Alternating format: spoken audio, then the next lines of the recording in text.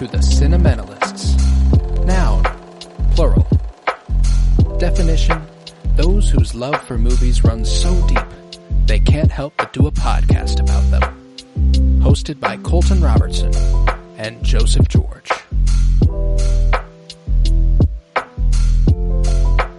Hello everybody and welcome in to the Cinementalists. We continue our month of pride here on the show with I Saw the TV Glow. I'm very excited to cover this today. I actually got in my second and third viewings of it last night, which is a rare one for me. It was released on May 17th, 2024, and it was written and directed by Jane Schoenbrun. I am Colton Robertson. I'm joined by Joseph George. What's up, homie? Oh, what up, what up? Always a pleasure to be here. Oh, and it's always a pleasure to have you. We got another first viewing on the docket for you. How'd you feel about I Saw the TV Glow?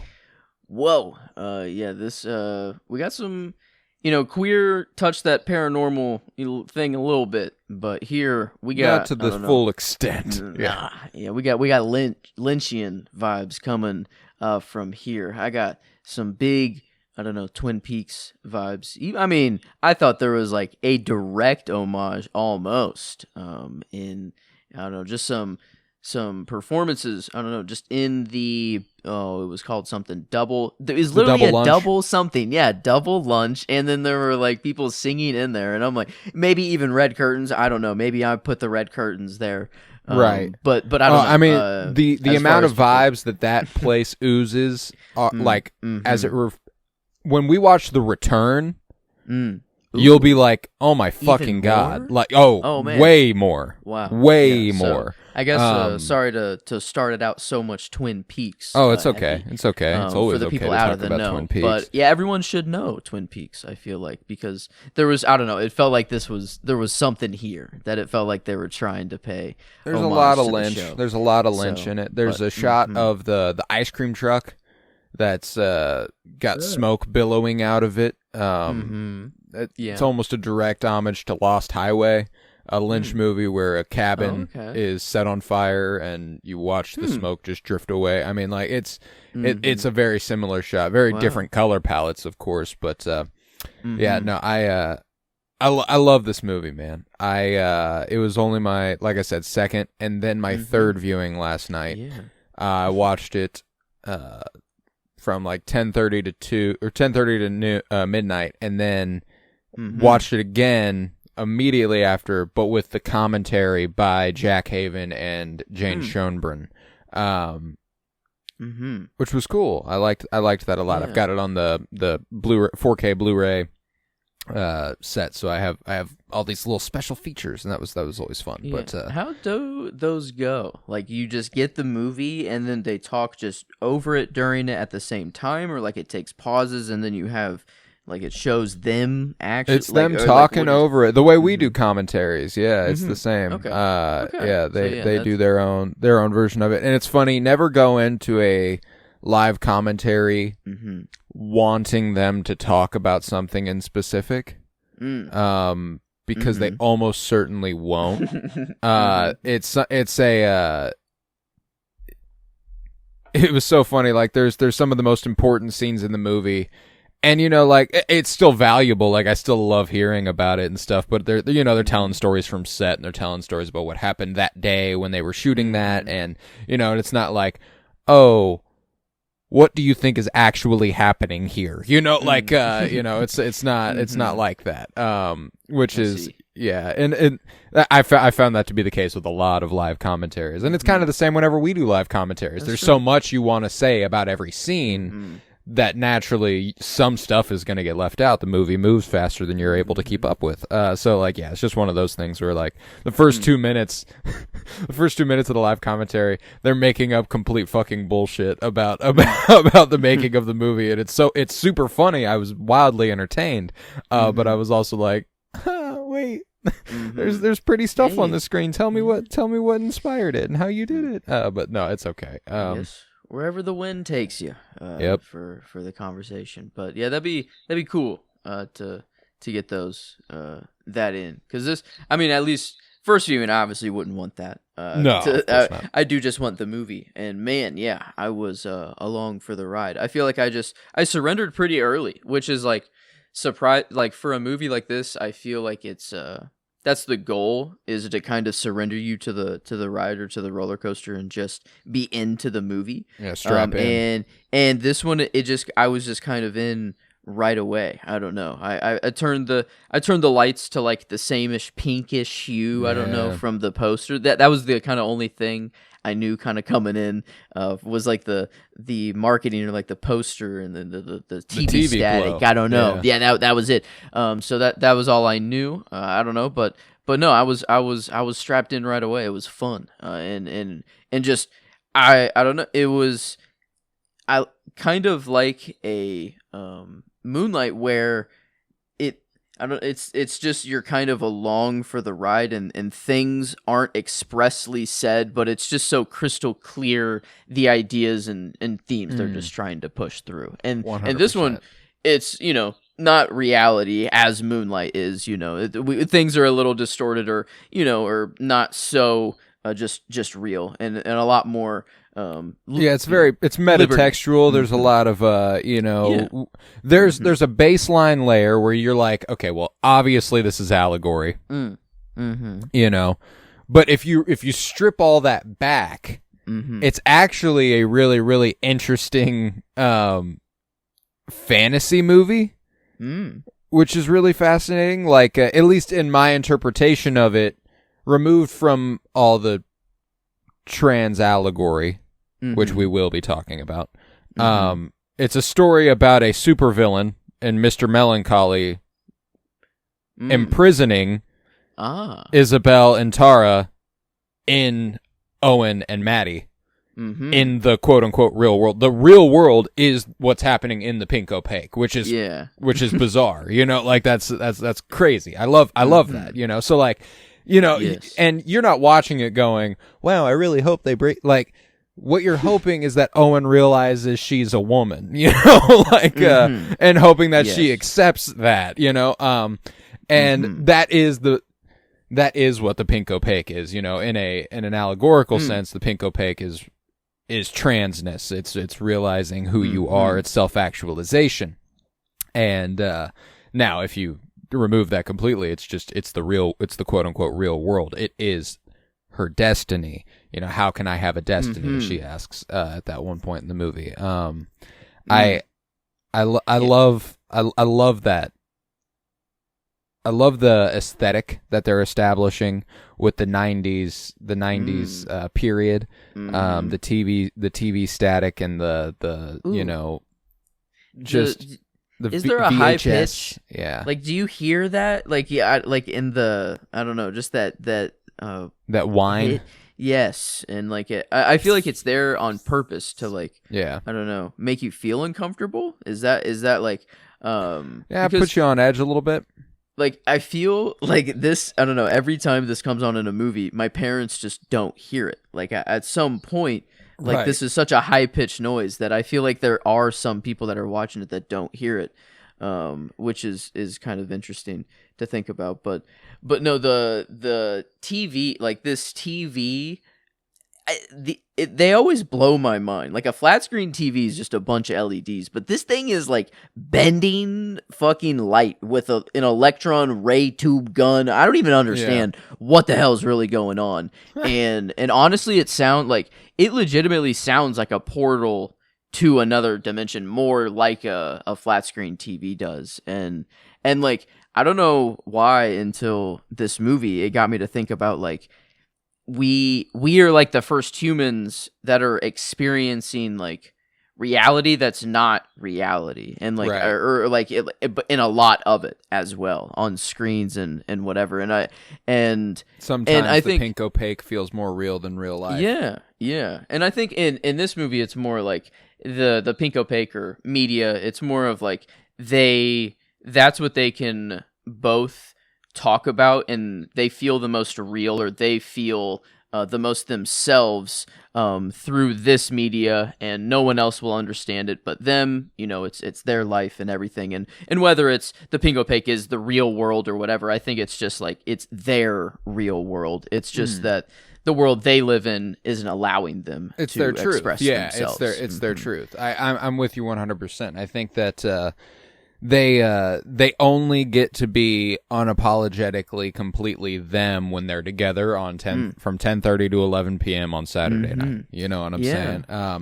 Man, we miss a little bit of that. The time, I don't know, scheduled TV. It's this reminded me of just a bunch of cool older things. I didn't grow up, I guess, as early in the 90s and stuff, but just like going to the Blockbuster, I don't know, and then the Red Box eventually, or just getting a movie and watching it with the family, or sitting down and having that like dedicated time for a movie. And yeah, obviously I think the movie's much more dealt with identity crisis and all of that. No, but there's a certain degree of that. The nostalgia and being drunk on nostalgia and kind of blinded by it is a powerful enough theme in this movie that it has convinced people that there isn't a trans allegory. There are people who look at it and do not see it, which is insane to me.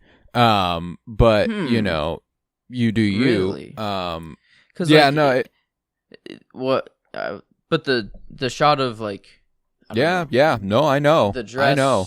Yeah, the smile, the only time, only time. You don't need to tell me whatsoever. That's true, I guess. Yeah, wow, I'm like that. No, but I'm with you. No, I know you're not arguing with me or anything. I'm just saying, like that's that it's insane to me that and you know there's it's not subtle. It's almost not allegory like I talked about at the beginning of the movie. Like it is what the movie's in about. The gymnasium, the trans flag, like kind of right on the screen. I feel like okay. I mean, hey, we can. I guess people can agree to disagree, but I feel like this is just kind of wrong. No, yeah, here. it's pretty blatant. It's pretty blatant. You know, we got a trans writer director.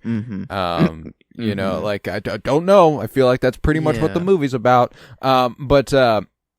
Yeah, no, and I don't want to harp on that too much. It's not like that's a vast majority of people or anything, but I do remember after the movie came out and people were talking about it online, them being like, I just don't see it. You know, like critics tended to ignore that element of the story when they were reviewing it. Like major outlets tended to ignore that element of the story when they were reviewing it, and I think it is why ultimately this kind of got shut out of, you know, any... I mean, it's also a genre film, which is hard to break into awards season with. But there's elements of this movie that I think were, like, best original song should have been I Saw the TV Glow by Sloppy Jane and Phoebe Bridgers. Plain and simple. Yes, that is the best. Was that the double lunch? Was that? Yes, the first one. I mean, Psychic Wound is also awesome too by King Woman, but no offense, the first one. Yeah. Oh my god. The slower, softer. I listened to that. That was my number one song last year on Spotify. Like that was my top song. And this was my top album. This whole original album that they constructed for I Saw the TV Glow is unbelievably good. And yeah, I was like, I had no doubt that was my best original song. I think that there's an argument to be made for costuming, set design, you know, like there's just all sorts of stuff that like Justice Smith and Jack Haven, frankly, are unbelievable in this movie as performers. Like it was just one of those things where Eric Yue's cinematography is insane. Jane Schoenbrun's, if you can direct, like I personally, I think when we did the Cinementalists Awards, I ended up giving Jane Schoenbrun director.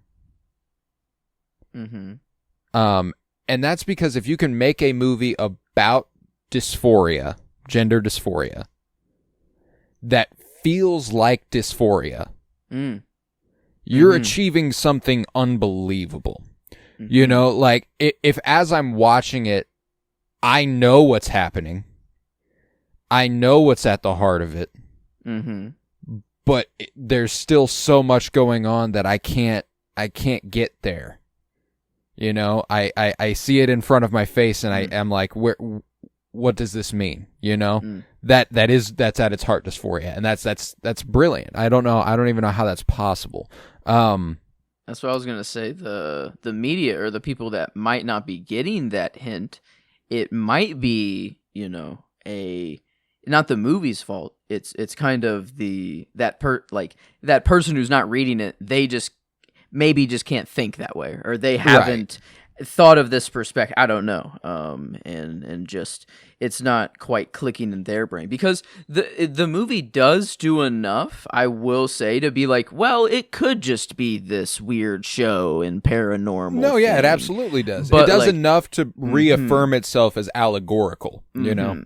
And maybe it's even like that could be like what they're hoping for, banking for in saying that, like, oh no, your trans identity, it's just this TV show that's twisting your mind. It's not actually you. This is just this TV show and this this weird universe you're building, blah blah blah. But it's just really more of like, no, this TV show, or this is how I can explain it, or this is how it feels right, or this is where it stemmed from. Maybe at least maybe this was the first moment in which they realized that they were trans was while watching The Pink Opaque, and then from that moment on, it's just kind of like, well, whether the show is good or not, it is just the moment in time that will forever be cinched. I don't know. So it's like, and I kind of love that twist of whenever,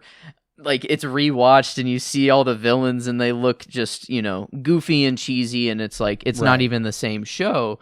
But it's like, it doesn't matter. I don't know. It's kind of like a Star Wars thing. And I don't think Star Wars is on this level of from childhood to now, but like, I definitely did see shows way differently, or like the Jedi fights, or I focused on different things, I guess. Of whenever I was watching. It's an age-old argument, has Disney Channel actually gotten worse, or are we too old for Disney Channel? Mm-hmm. You know what I'm saying? Like, that's it's basically that's what happened. The shows that were on 10 years ago were as valuable to kids 10 years younger than us as the ones 20 years ago were to us. That's why I'm like, and I think that what's interesting about the literal depiction of the Pink Opaque is that whenever it comes to that part of the movie, him revisiting it and it being cheap and cheesy and nowhere near as scary as he remembered, within the movie, I do believe that is, again, Mr. Melancholy making him feel that way, which is it's like Mr. Melancholy is assuring that life is no longer accessible to him after this point. Yes, and there's And I mean, the character's name is literally Mr. Melancholy. It's depression. Like, it's that's why, like, whenever it comes to the end, the end of this movie is as heartbreaking an end to a movie as has ever existed. I mean, whenever Owen is standing in the corner as they sing Happy Birthday and then just screams and everyone shuts down. A, really good cue that this is not the real world. But also, B, Owen has every opportunity to see it's not the real world and continues to treat it like it is. Yeah, I guess I do, like, within the movie, I am like this different worlds, but I guess while watching it, I more read it as like that there is just one world, but the world that we see is like the world in which Owen is just living while he's oppressing all of his true self, his true identity. And then this moment right here, the scream is truly his true, like, this is the true identity coming out. This is no longer, nothing's repressing, and it is like, all coming out at once. The last kind of straw being broken, I feel like. And, I'm with you. and this is why everyone freezes, is because, like, it's the real world and the other world finally, boom, coming to, like, together. And because there's the apologies afterwards. I'm sorry about before, sorry about before, sorry about before. But no one really reacts as if anything happened. Some of them kind of do. So I'm wondering if there actually was anything noticeable that the people in the room saw, or if there is just truly a different, like this is world A, world B, kind of the way that I see it is, I think you're right about the true self kind of brimming to the surface and being let out there. Mm-hmm. But Owen immediately goes back to repressing it. That's true. The way that he goes into the bathroom, cuts himself open, does look inside. I'm afraid to go in and see what's in there. He goes in, he sees what's in there, and then he immediately tightens it up and goes back out there and goes, I'm sorry about before. I'm sorry about before. I'm sorry about that. Sorry about that. Don't apologize is what Maddie tells him at the very beginning of the movie. And I do think that is the centrally important line of the movie is, don't apologize for who you are. Like be who you are, and don't be afraid to be who you are. And that's what guides Owen the whole time, is a fear of leaving the bubble that he's in. Like whenever Maddie's like, we got to get out of here, we're leaving. Don't tell anyone we're going. We're just going. And he goes to the neighbor and is like, you got to tell my dad I've been lying to him. I need to be in trouble, or else I will go with her, and I don't want to go with her. It's another one of those just sad moments in the movie. And the depiction of the father as well, just always like most of the time not even say anything, just like pure stare, or just just there, the figure alone. And then like also in the TV glow, but we never see what's on the TV. I don't know. That was interesting. And so it's crazy how, I don't know, talking about it in just right now. I mean, I'm very fresh off. I feel like a lot of things are just coming together. It's a tough, like, I remember the first time I watched this being like, I would love to do a podcast about this, but I don't know that I'll be able to. It's a tough one. It's a tough one to talk about. There's a lot here, which is why I ended up watching it twice last night, and one of them was with insights from the director themselves. Yeah, it's very nice having you here. I won't lie, because I at first the TV show part I thought was more of like a distraction from the trans part of the movie. And then that's why I kind of thought it was perfect that people were like, oh no, there isn't anything trans about the movie. This is just this paranormal kind of TV show. Because I thought maybe that's what they were trying to prove, is that there could be enough there, sort of thing.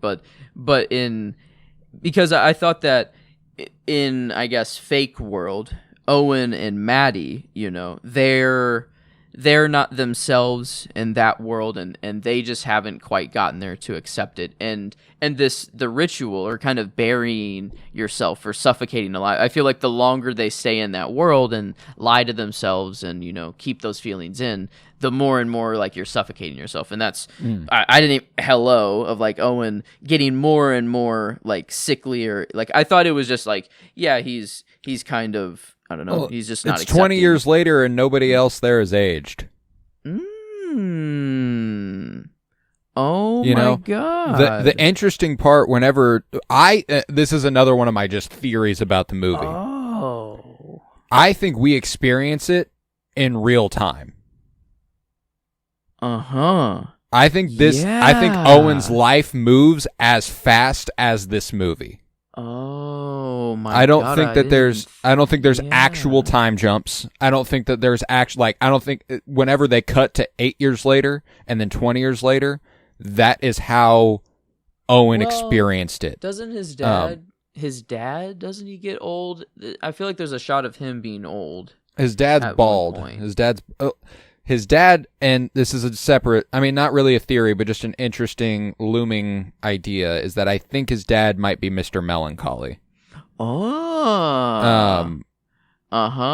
He starts to resemble him a little bit more towards the end of the movie whenever he's bald and stuff. And I don't know. And cool that's Fred effect Durst, by the way, who is a member of Limp Bizkit. So that's just a funny little aside. Fred Wait, Limp as in Limp Bizkit, the music act. Limp Bizkit. Wow, he's just the dad. Okay, hey, wow, I didn't know, dude's an ally. I don't know. I'm assuming if you're Fred in this Durst movie, is dope. Yeah, Fred gotta Durst is be an dope. ally, To be involved in this movie, you would think so. I mean, crazy that people don't think that there is any. I mean, if you just look into who is making the movie and who is in the movie, Yeah, I mean it's enough. Well, and that's the know. thing though, is that like I think that like we said at the top, there is just enough that if and again, I do think that's a really interesting meta text to be like, if you want to ignore it, yeah, you can, you know.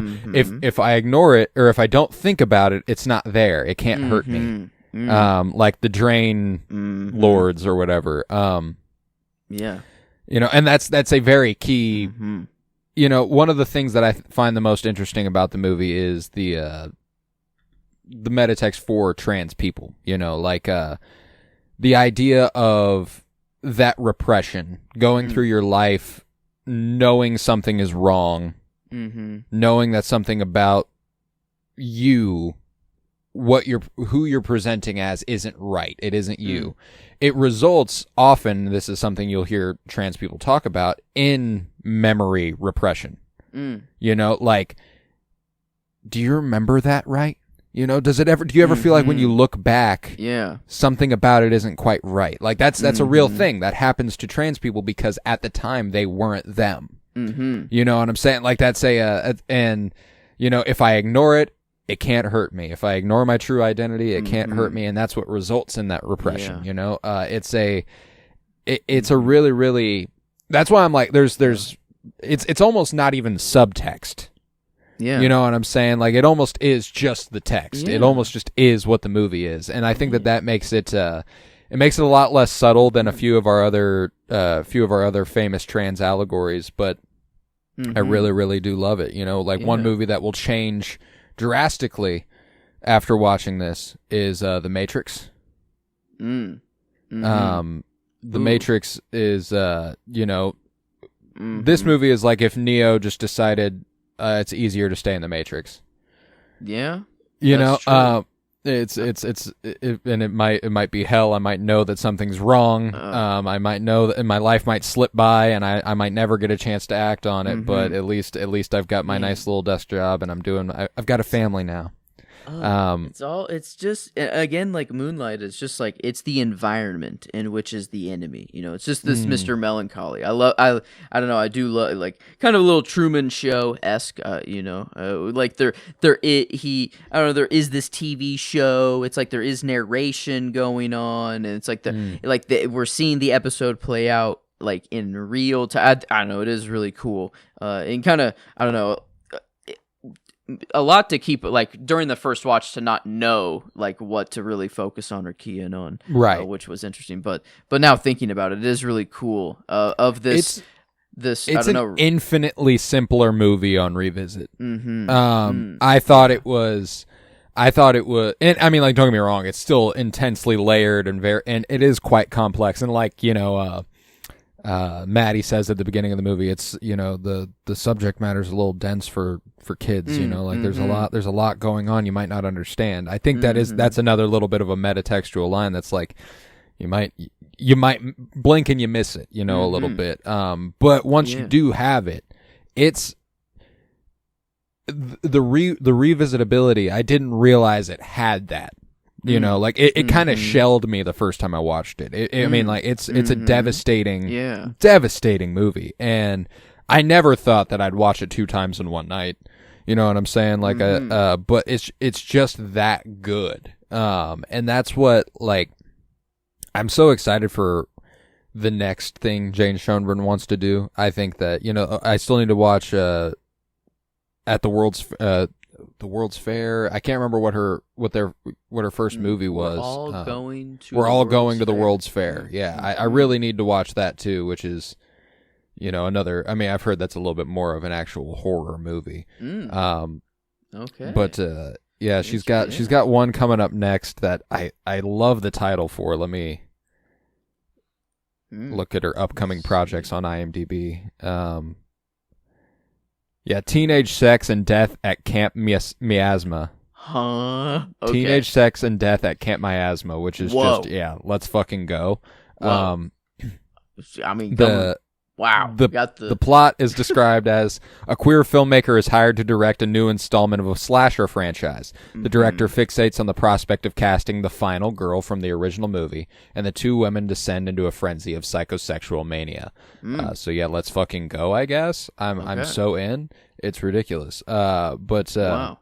Yeah. I don't know, the reception of this one seems interesting. It seems very just review bombed in honesty, because there are some really good reviews, and people are, I don't know, the people that seem to understand the true message of the movie. I don't want to say like, oh, if you don't see this, blah blah blah, I don't know, I'm better than you, but I get the movie. But it's like, this is, I feel like it's perfectly playing into this meta kind of vein, whether it was the purpose or not. It's like this repression, or like forced repression, that you not facing your identity. It's like this double-edged sword. The more you don't face your identity, the more that reality you want to base yourself in a different reality, because the second you jump into reality, or like you say, like, hey, do you like boys? Do you like girls? You have to think of yourself. You have to think of your actual answer, like your actual self in your body right now. And then it's like, oh no, this is not what I want to think of. And it's it's just, it's not what you want. Like the way Owen puts it is devastating. It feels like someone took a shovel and dug out all my insides. I know there's nothing in there, but I'm still too nervous to open myself up and check. My God. Yeah. And then he does check. And there's nothing in there, It's a whole bunch, It's a whole lot, and a whole damn town. I don't know. Some would say no, yeah, and I wonder. Like at first, I thought that this was Owen actually committing suicide with the box cutter, and then this opening. Like I thought that in his, in, I don't know, like in other world, in pink opaque world, the TV glow is all seen, but in real world, or like I don't know, the arcade, it would just be blood, I don't know, everywhere. And I thought that's what we're gonna cut back to. I was really kind of not glad that we cut back to him, or just the apologies and just like, oh no, I'm sorry. And I mean, it's just a brutal ending of just kind of, it's you want, I don't know, that moment of like somehow the transformation, but then I feel like it would be kind of cheap if like, and I love that I go into these rewatches knowing Maddie's right. Yeah. You know what I'm saying? The first time you're watching, there is still that like, oh, she does sound kind of like, crazy. Oh, you might be going off the deep end here. Yeah. Yeah, exactly. Well, and early on, whenever whenever she's like, I swear secret agents sent her to do you're like, oh, are you okay? Yeah. There's a little bit of that, but there comes a point where, well, I mean, especially after you watch it for the first time, that what you realize is that Maddie has realized themselves as Tara, like they go, oh wait, that's who I am. I've figured it out. I've beaten Mr. Melancholy. I've got to save Isabel. And that's what's so fascinating, is that like, while it does sound funny to talk about the movie in those terms, that is what's happening for Maddie, like that it, and I do think that I adore Jack Haven. I mean, they are so goddamn good as Maddie. There's the scene in the blow up observatory is one of the best fucking things I've ever watched. Like one of those things where both Jane Schoenbrunn and Jack Haven on the commentary were like, yeah, don't know that I'll ever be able to be as proud of something I ever do as this, that scene was, I don't know. A brilliant monologue that is just the emotional crux of the film, where we're getting just an unbelievable performance from Jack Haven, unbelievable imagery, unbelievable direction. Whenever Maddie like falls to her knees and starts crawling towards. There's just this electricity about it that's like, and then she delivers that line where she goes, "In an industrial freezer," and she's like almost throwing the words up. Yeah. It's oh my god, I love it. There's just something. Oh, I love it. That's why, like, I still wonder if this different world, like reality versus not, if it's more of like that these two have actually made their reality this TV show. Like, it is truly just a TV show, but to them, it is their reality. It represents who they are in a way. Yeah, because the real world, like, their body isn't true. Everyone's telling them that, it should be true. Everything in reality, as in everyone else, is false, or it's not. I don't know. It's not right. But this is the one Isn't thing. that a show for girls? Exactly. And so I feel like it's the one thing that, while in this doomsday kind of reality, false reality, it's the one time where even in this wrong body, they feel right, because, Owen sees Isabel and sees that's me. And then, but Maddie, and then even says, like, Tara's so badass. She's hot. Yeah, and like so hot and doesn't take shit from anybody. And it's like, I feel like that is just their ultimate of like, that's who I am. That's who I want to be. And so it's like there could be this other world, but I think it is because the main characters like it is their reality for sure that there are two different worlds. But I feel like it is because of the actual real world that forced that reality switch on them, if that makes sense. Right. Absolutely. Absolutely. Yeah, no, I'm with you. And that's why I'm like, it works in a literal sense and it works in an allegorical sense. Like I don't think that there's a way to read this film.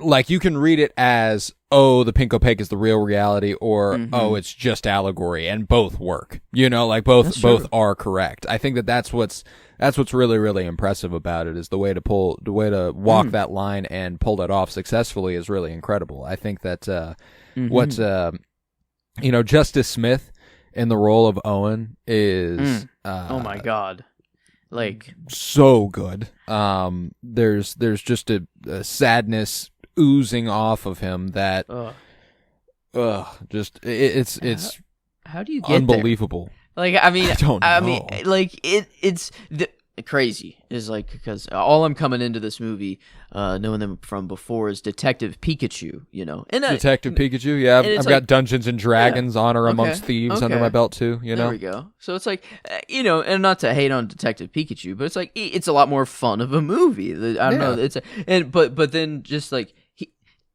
I don't know, to just get in this mode is crazy. So I mean, performance and I almost gave character to Maddie or Tara. It's like, who, what name is actually? Well, and that's why, like, I almost feel bad that we've been using he/him pronouns for Owen a little bit, because it's so clear that that's not how Owen feels. But I do think it's a point of the movie that he never transcends that barrier. Like he never chooses to go beyond that, or sees himself beyond that. Yeah, and I don't, and like, it could be because of Mr. Melancholy and the pink opaque and everything's going to plan, or it's just like you even said that his father might be Mr. Melancholy, and I think it's true. It's his father is the real world, everything at large kind of is. Right. Everything keeping him from not actually realizing that he's Isabel, or maybe not Isabel, but not just letting himself realize it. Like there's Yes. because that's I think the heart of this movie, and the true heartbreak isn't that he never realizes it, it's that he does and doesn't do anything about it. It's that he Feels knows like he's in something is trouble. wrong, he knows something isn't right, and he goes, yeah, but if I ignore it, it's not gonna hurt me, and that's just not true. And it's devastating. There's like the 20 years that pass in a blur, in a blink.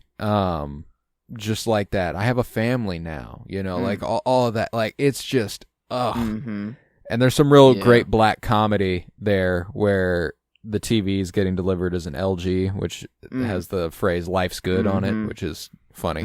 Okay, so maybe I guess some actual time jumpy is actually happening if we have a flat screen being delivered. Well, and that's why I'm like, it's like it's there, but not. I do. Yeah, that's why I'm like, it isn't as literal as the movie makes it seem, but it's also it could like that's why I'm like as if that because Connor O'Malley, that actor who sings "Happy Birthday" in that sequence, was earlier in the movie getting his dick sucked in the back room, and was the guy who was like, "Look me in the eye, just look at me," like, come on, it's. Yeah, I mean that actor, by the way. Yeah, I mean, fucking hysterical. I love Connor O'Malley. Yeah, like I don't know, getting caught and being like surprised at first, but then just having to laugh it off because, or like I don't know, just it. Oh man, I know that was Connor O'Malley's so goddamn funny. But man, it's I don't know. The more I'm talking about it, the more. Like I forgot even the whole young Owen, just Ian the whole Foreman. Part of just the growing up, seeing Maddie, sitting in the hallway with the episode guy and being like, "Oh my God, is that an angel?" Or just basically like, "This is the only other person on planet Earth that could understand, what anything I'm talking about," and then like even the school being I don't know, like it was election day or something like that. And then Owen was in the room, and then like you have to vote for the saxophone again. Is that right? Am I remembering that right? The saxophone man. The saxophone that's Bill Clinton. Man. Oh, that's what Bill Clinton went by. That's like his. That was. It his wasn't what he went by. There was like he played the saxophone, and she was like, She was like, "Hey, like we got to vote for the saxophone man again. Like it's like, get excited. He plays the saxophone, isn't it? Yeah. Why is Owen? He's fucking in what grade? 7? She's taking him along and making it feel like it's a part of it's a fun thing to do. So it's just like his mom's vote. His mom is voting. He's just going in there with. I was kind of I'm like, what the fuck? I've never heard Bill Clinton as the saxophone man. So I'm like, wait, what the hell is going on? Okay, it's just that he played the saxophone. Wow. So that was actually that one was not as meta. That one wasn't as meta. That was just we got to vote for the saxophone man again, and it's funny. Awesome. Jane Schoenbrinder in that part of the commentary was like, "It's funny, her girlfriend said that there was like one of the key flaws in the movie was that that wouldn't actually say Bill Clinton, it would say William Jefferson Clinton because that's his name." And Jane was kind of like, him like that. Yeah, I know. And Jane was like, I've always thought that was she was like, yeah, she always gives me shit for it, but I know it's all in good fun. Blah. Yeah, that's funny. We have a literal face on the moon in this movie. Right. I feel like that's okay to change to Bill Clinton. The period accuracy there. What the fuck? Did they say how that effect was done with not on the actual, but like whenever he realized himself or Mr. Melancholy came into like the real world and like it was like going back and forth on his face, like it was that's mostly VFX there. Man, that was so it's scary too. It was trippy. That sort of weird voice that's coming off of it also. It's a I really really love that part of the movie, and it's one of those just one of the more disturbing images in the movie too is whenever they're like force feeding Isabel the poison and she like starts to throw it up and all that stuff. Let my poison do its work. Yeah, there's a it's just digging out everything from the inside. It's like I feel like that's like I feel like I'm more on the train of like the real world has forced this to become their reality more of a thing because even the characters. There's another one of the fun little things that does lend itself to the idea that it is a fantasy and that this is actually like that the pink opaque is the real world is that whenever Owen drives up to the downed tree and power line, and it's like zapping and shit, and he finds all the pages. The page is for season 6, episode 1. Oh, season. And it's the series finale was season 5. And Jane Schoenbrunn explicitly in the commentary was like, if you pause, I made sure all the words were visible here. Oh, really? Oh. And it is the plot of the movie. No way. That's is season 6, episode cool. 1. You know, like Okay. they say like Tara's the first one to realize that something's amiss, and like all of that. Like That's so cool. like it's an interesting little like. I think what's interesting about the allegorical layer is that Owen is continuously presented evidence. Mm-hmm. You know, presented, you know, the feeling deep within, Maddie telling him, you know, like all the stuff that's like, this isn't right. You must see it. Do you remember we used to, you know, like you used to wear a dress and we used to hang out that way. Like you felt happy. You had a good time, you know, and Owen continuously represses it. And there's it continuously pushes it down and refuses to accept it or acknowledge it. And it's one of those devastating, I mean, the devastating part of the movie. Man, yeah, and I feel, I don't know how much the parents have like to play into this, like the mother just dying early. It feels like the mother was the only one that actually. Also played by Danielle Deadweiler, who is fucking incredible. Absolutely love that actress. Did you watch last year the Die Hard ripoff with Taron Egerton at the airport, Jason Bateman? No, is it the piano lesson? Maybe. No, but that was Okay. also something she was in last year. It's the what's it called? Her Carry On. See if I know anything. Oh no, I guess my dad watched that. I don't know. I saw that on his letterbox, but no, I haven't Carry gotten to that Carry yet. On. Yeah, she was in that. She was she was like the detective in that. I was trying to think of something you would have seen her in most recently, but yeah, I mean, she was in The Harder They Fall. She got Oscar nominated for playing in Till. She played Emmett Till's mom. In the Watchmen. Yeah, she's very very talented actress, and to have her even in a smaller capacity, and I Saw the TV Glow is really, really affecting. One of the toughest things about the mom's character is, yes, of course she passes away and exits Owen's life early, which is just devastating. I think that there's an element to that further prevents Owen from ever realizing. Yeah. And I say realizing in the sense that, like, bringing to life his true self, her true self.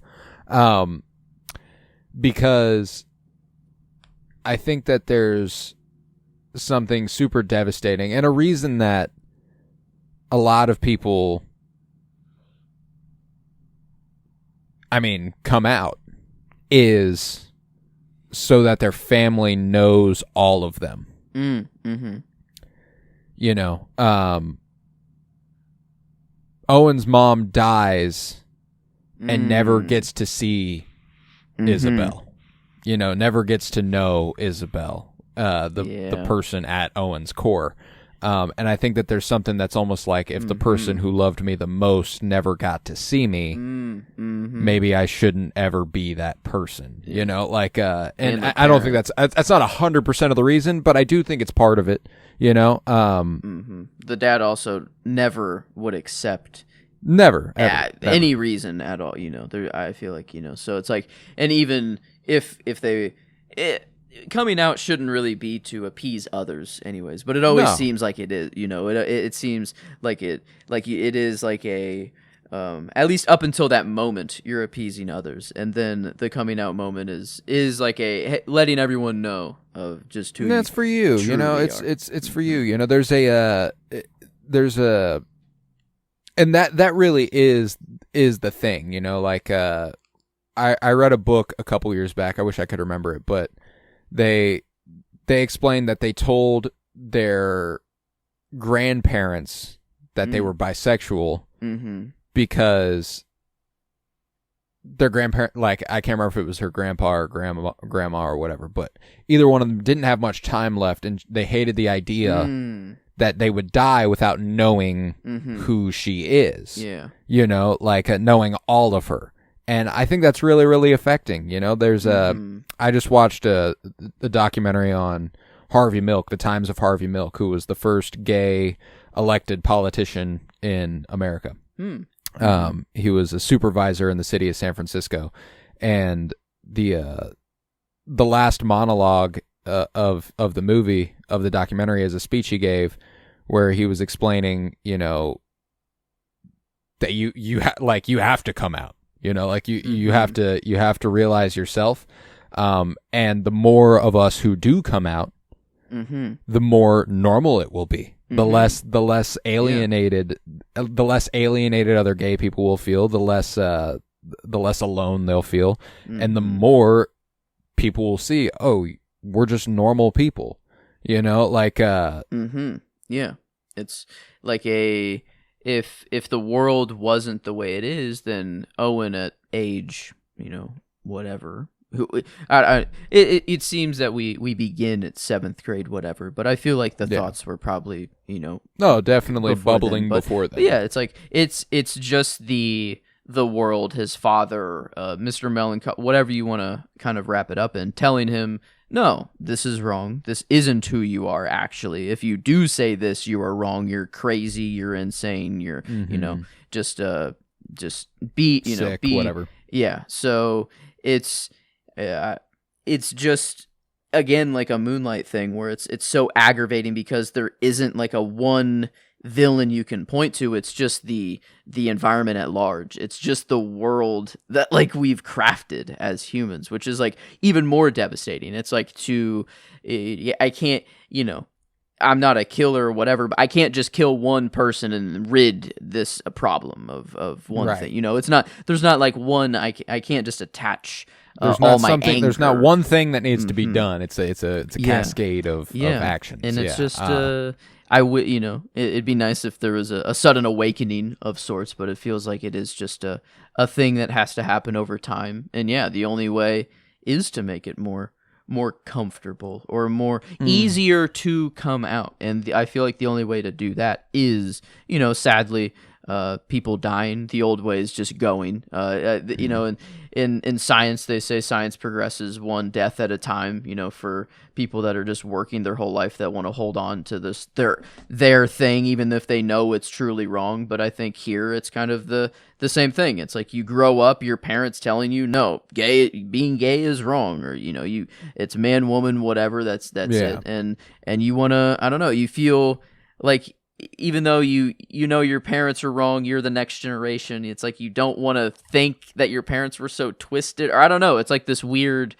Oh, you want to hold on to these wrong thoughts a little bit for whatever reason. But I don't know. Yeah, it's I feel it's I don't know, crazy that still to me that people couldn't pick up on the trans themes throughout. And I think it is this beautiful, I don't know, I think it plays perfectly into what the movie is trying to do, which is just kind of awesome.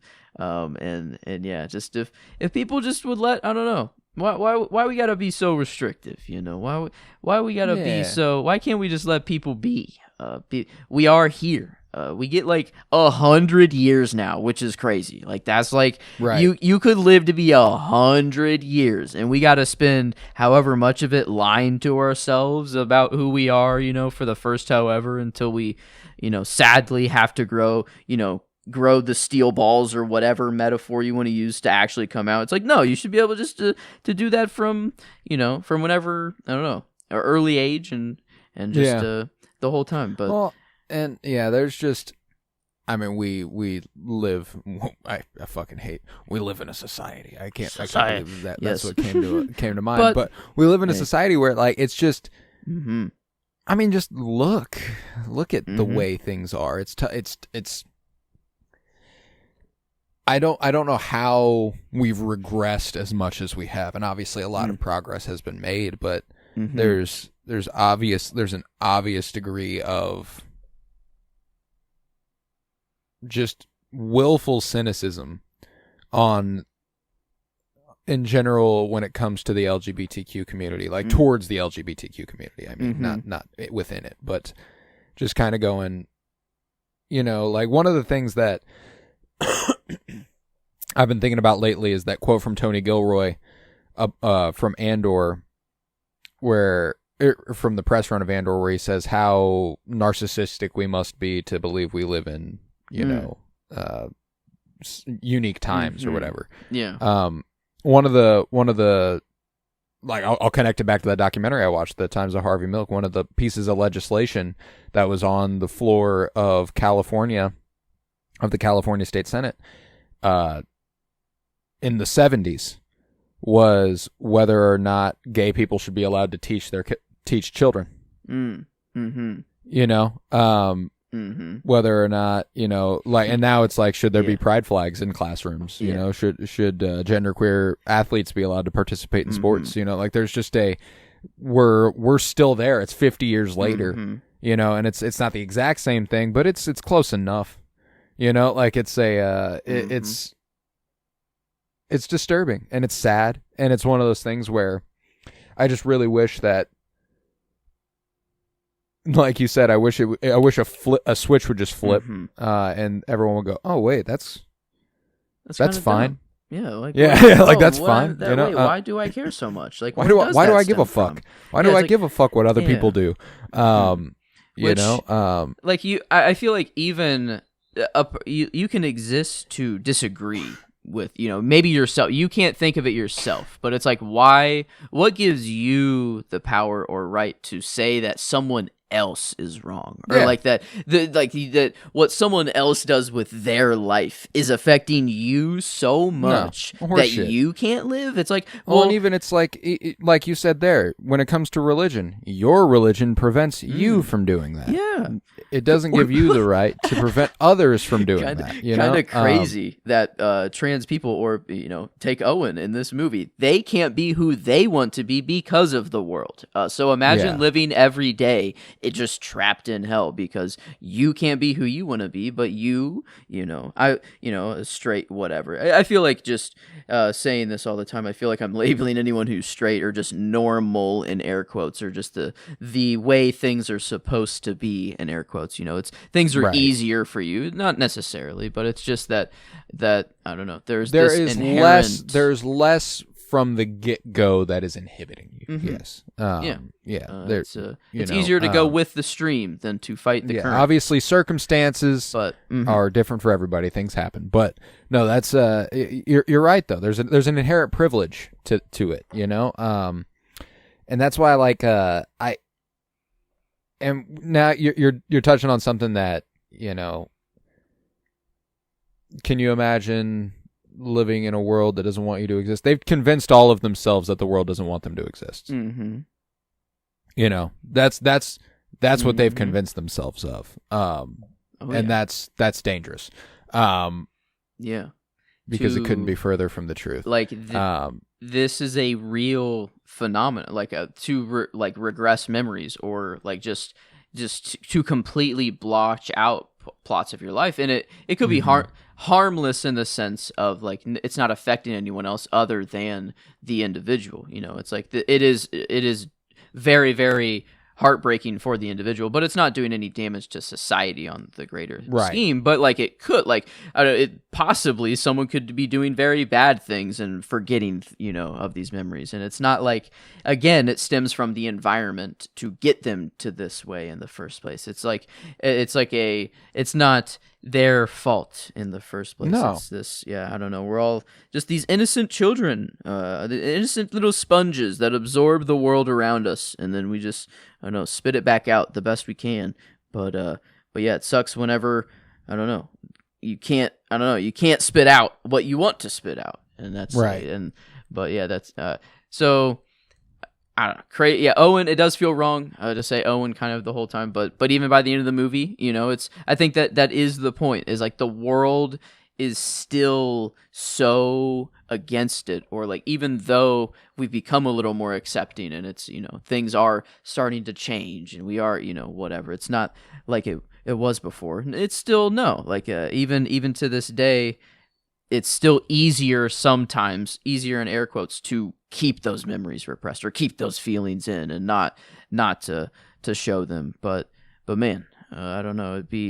I don't know what has to happen, but god dang, this is a war that's not ever a war. I don't know, that won't be a war in the history books, but just the war on self, or the war on, I don't know, just who we are. I don't know. That's the true age old question that we've never answered, I feel like. Right. And that, I don't know, maybe that's why we just all fight all the time over this other stupid stuff, is because it's way easier to, I don't know, it's logical of like, hey, you took my thing, I fight you now. But all this stuff is actually hard to think about and very progressive, and you have to, I don't know, sit down and analyze and such. But no. Self-reflect. Yeah, no. You have to look inside. You have to dig inside and see what's in there. But man, yeah. what I don't know, a movie to get me here. It's a gorgeous film, man. There's infinite beauty in this hour and 39 minutes, and it's crazy that it's that brief. Yeah, I always remember this movie very is longer fast. than that. And I'm not saying that it's like I'm not saying that like it feels longer. It's no, I mean like, it feels substantial. longer. It feels longer in a it's- good way, not in like it drags way. It just feels like there's just so much that happens that us getting it in an hour and 39 blows my mind. So much juice, so much is said. Yes. Yeah, that was one of the things that I texted you last night after I finished watching it. I was like, the only problem with covering a movie like this is like, what could I possibly say about it that the movie doesn't say? Yeah, You know, and I think that's another perfect, like a people that dive into a specific show, medium or whatever. It's like it's weird to some people who are on the outside. It's like, oh, you're like, what a Star Wars freak, what a nerd, or like what a weirdo to dive in that much. But it's like, if there's something that just resonates with you so hard that it's easier for you to explain it in movie format or whatever, it's like, well, probably because the person who created that movie is like in a way similar to you, or like it's not the art itself. It's more of like just the human nature surrounding it. So I feel like I loved that perspective of like people who like can form complete friendships over talking about movies and TV shows. Hey, that's kind of weird, crazy that happens. And do you like boys Yeah. or girls? Yeah. I think I like TV shows. yeah. So it's I don't know, it's just art. I feel like, and at large, and it's weird. I feel like there is this line of difference of like movies and TV shows versus like a painting or something. But I don't. At large, everything is still just art, and I think it is. I don't know, just how if it truly resonates with you so much.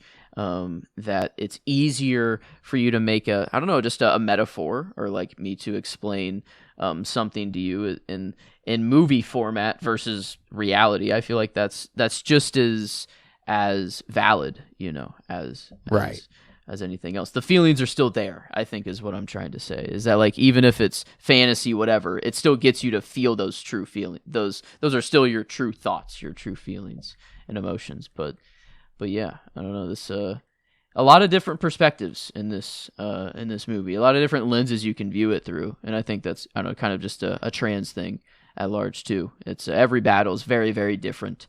That even if the community is all together, one large community, every battle is very individual. But yeah, I don't know. Still, man, how that's not picked up on, kind of wild. Did we watch the same movie? I don't know.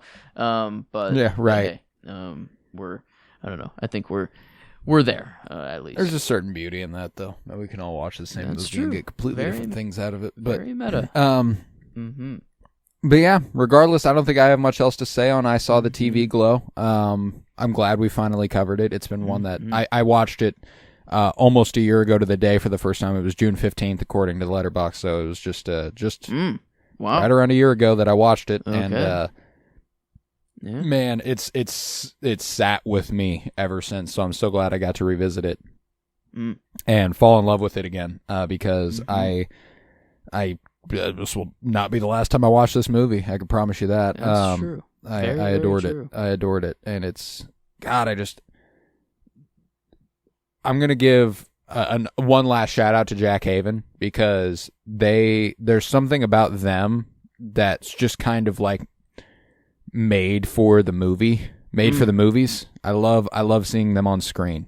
Just perfect up there. It's how unbelievable. Am I So. blanking? Oh my god, Kristen Stewart in oh my god. Love Lies Bleeding? Yes, thank you.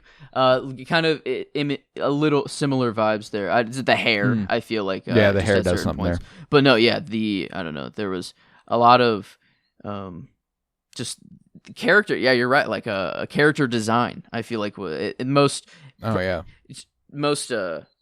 If I were to give one award for just one character, the best design overall, the changes they go throughout the movie, it'd go to I don't know, Maddie or I don't know. It does feel wrong, but Maddie Or Tara, I don't know. Tara, she does make the transition. I don't know. She actually does realize. She embraces it. So and becomes Tara. So I feel like Yes, Tara there is more correct there, but yeah. There is still time. Yeah, no, I love this movie. So I think with that, I'll do the plugs, and then we can rate this movie on a scale of 1 to 10. Very, very excited for that. We are going to be rounding out our Pride Month coverage next Friday with The Handmaiden. We're heading back to the Sapphic film over there. Very, very excited there. Directed by Park Chan-wook. It's a very, very good movie. I cannot wait to revisit it. It's probably one that I watched also pretty close to a year ago. So I'm excited to see that again for the second time.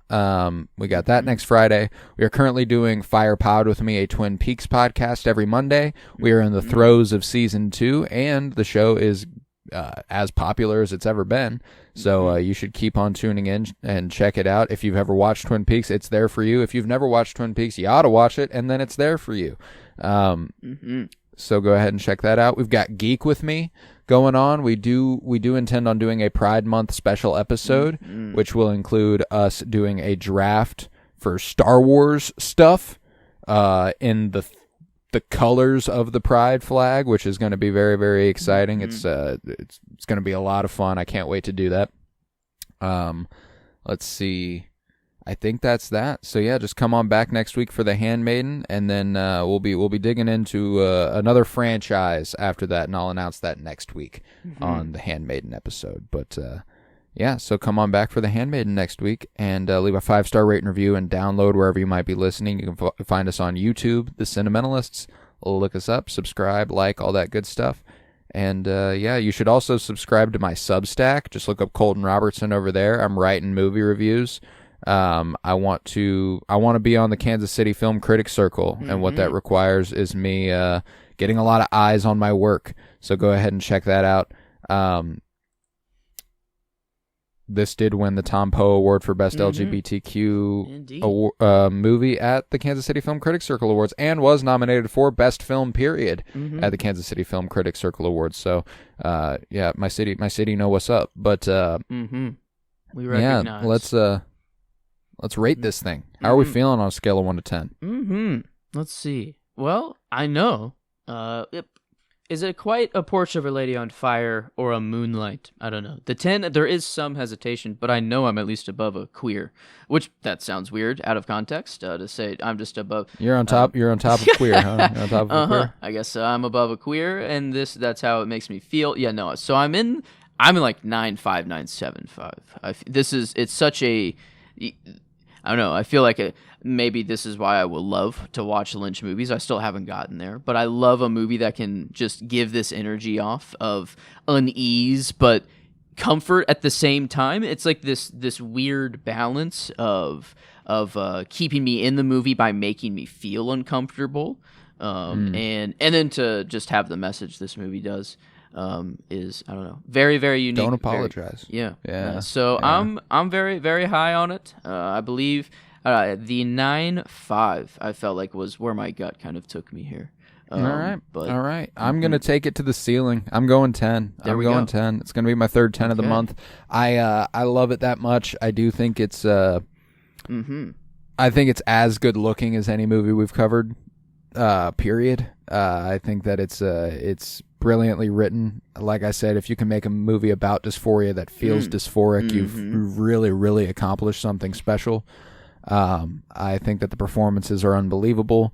there's a magnetic energy about it that, like you said, it keeps you in because of how uneasy you are. But I mean, the movie ended before I even, I was 21, and then like a blink of an eye, it just went away. I can't remember exactly the line she says, but yeah, it's it just moves. It moves, and it gets it. By the time it's over, you're like, holy shit, it's already over. Yeah, this whole monologue, I'm going to read it real quick. Time wasn't right. It was moving too fast. And then I was 19, and then I was 20. I felt like one of those dolls asleep in the supermarket, stuffed. And then I was 21, like chapters skipped over on a DVD. I told myself, this isn't normal. This isn't normal. This isn't how life is supposed to feel.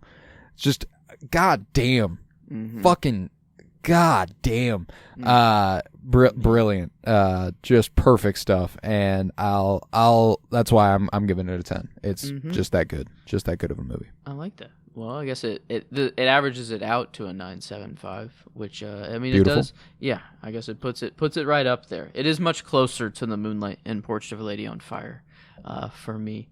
And yeah, maybe agree. I feel like it will only get better, which isn't like this is one that can only enhance. The more I notice, it will get better. It will. I can promise you that. It's hard for a movie to. Oh I man, don't know. it's a great fucking movie, man. I'm so glad we got this under the belt, and I'm so glad we discussed it here today.